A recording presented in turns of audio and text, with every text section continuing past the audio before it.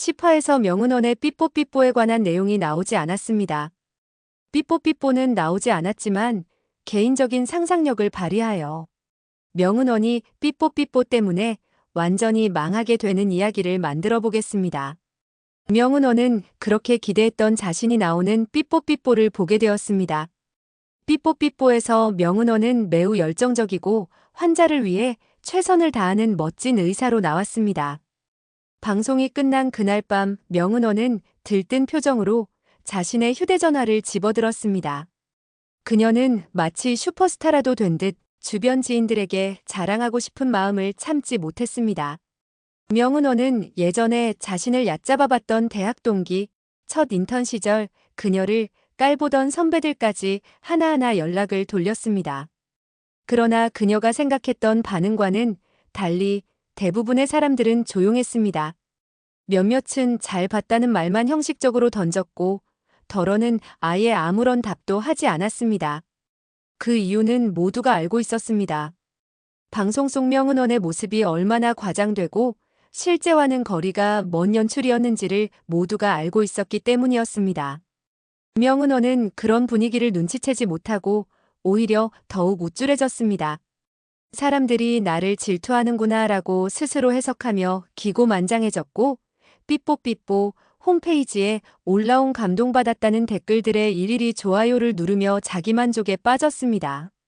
심지어 익명의 아이디로 직접 자신을 칭찬하는 댓글을 몇 개나 남기기까지 했습니다. 다음 날 아침 명은원은 이전과는 확연히 달라진 모습으로 병원에 출근했습니다. 커피 한 잔을 들고 여유롭게 병동을 걸으며 주변 사람들을 쳐다보는 눈빛에 거만함이 가득했습니다. 이제 곧 교수 임용도 되겠지. 방송 출연도 했고 인지도도 생겼으니까. 그녀는 그렇게 생각하며 벌써부터 자신이 병원에서 중요한 의사결정을 주도할 미래를 상상했습니다. 그러던 며칠 뒤 평소처럼 출근해 자신의 사무실로 들어가던 명은원은 책상 위에 놓인 두툼한 우편 봉투 하나를 발견했습니다. 법원에서 온 우편물이었기에 그녀는 순간 심장이 쿵 하고 내려앉았습니다. 이게 뭐지?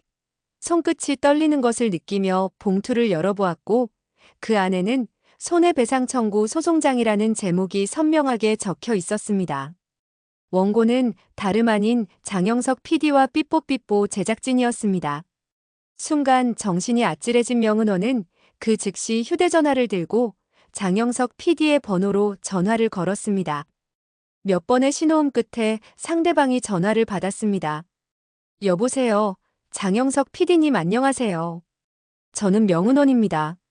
안 그래도 명은원 선생님께 전화를 드리려고 했던 참입니다. 상대방의 목소리는 무척이나 냉정했고 말투에서는 분노를 억누르는 기색이 역력했습니다. 명은원은 떨리는 목소리로 말했습니다. PD님, 대체 이게 무슨 일이죠? 왜 제가 고소를 당한 거죠? 장영석은 깊은 숨을 내쉰 뒤 말했습니다. 명은원 선생님, 왜 저희에게 거짓된 모습을 보여주신 겁니까? 무슨 말씀을 하시는 건지 잘 모르겠습니다. 명은원은 당황하며 항변했지만 장영석은 단호했습니다. 방송 이후 저희 방송국에는 명은원 선생님이 그런 훌륭한 의사가 아니라는 수많은 제보가 들어왔습니다. 특히 방송에 나왔던 제왕절개 환자에 대한 내부 고발이 있었고 그 환자의 보호자는 명은원 선생님이 무리하게 자연분만을 지시했다가 위험한 상황을 만들었다고 주장했습니다. 오희영 선생님에게 강압적인 지시를 했다는 증언도 확보했습니다. 장영석은 말을 이었습니다. 이로 인해 저희 제작진은 방송위원회로부터 중징계를 받았고 프로그램은 폐지 위기까지 몰렸습니다. 저희는 명백하게 기만당했습니다. 그에 대한 정당한 책임을 묻는 겁니다.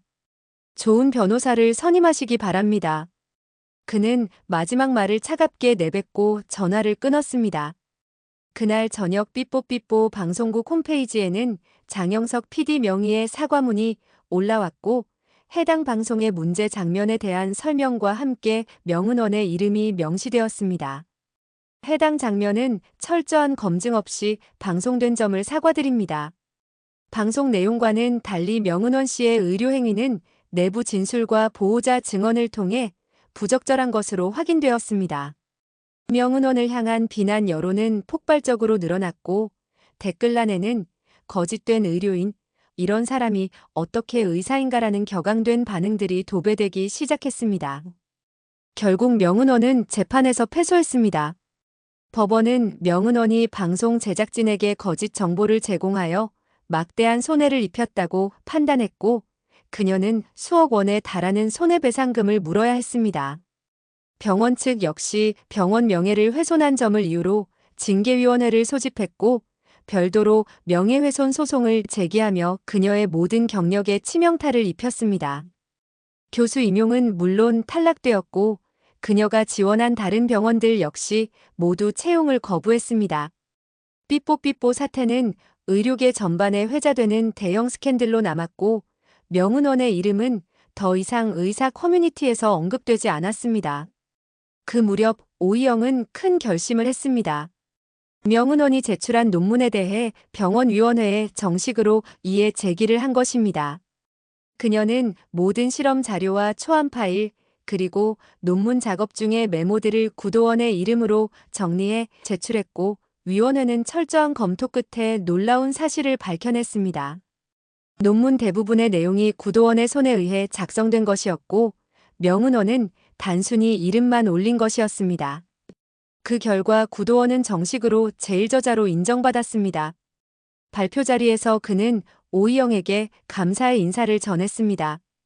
몇 년 후 두 사람은 조용한 결혼식을 올렸고 훗날 모두 각각 다른 대학병원에서 교수로 임용되며 실력과 진심을 겸비한 부부 의사로 널리 이름을 알리게 되었습니다.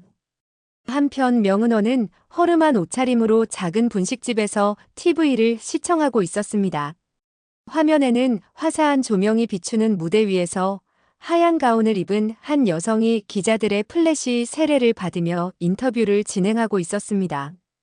바로 오이영이었습니다. 오이영 교수님, 여성 환자들에게 가장 신뢰받는 의사로 선정된 소감은 어떠신가요? 한 기자의 질문에 오이영은 조용히 웃으며 대답했습니다. 책임감이 막중합니다. 저는 단지 제 환자들의 건강을 최우선으로 생각했을 뿐인데 이렇게 과분한 관심을 받게 되어 감사합니다. 이 자리는 저 혼자 만든 것이 아니라 제 동료들과 스승님들 그리고 무엇보다 제 환자분들 덕분입니다. 명은원은 화면 속 오이영을 바라보며 그 말 한마디 한마디에 눈꺼풀이 무겁게 떨렸습니다. 저 자리는 원래 내 거였을 수도 있었는데. 명은원은 그렇게 속으로 중얼이며 깊은 한숨을 내쉬었습니다. 그저 무너져버린 욕망의 폐허 속에서 분식집 조그만 창문 밖으로는 여전히 회색빛 비가 내리고 있었습니다. 그리고 그 속에서 명은원은 아무도 알아보지 못하는 초라한 뒷모습으로 조용히 눈을 감은 채 의자에 기대었습니다. 그 자리는 되돌릴 수 없는 자리였습니다. 명은원이 천벌을 받기를 바라신다면 구독과 좋아요를 부탁드립니다. 시청해주셔서 감사합니다.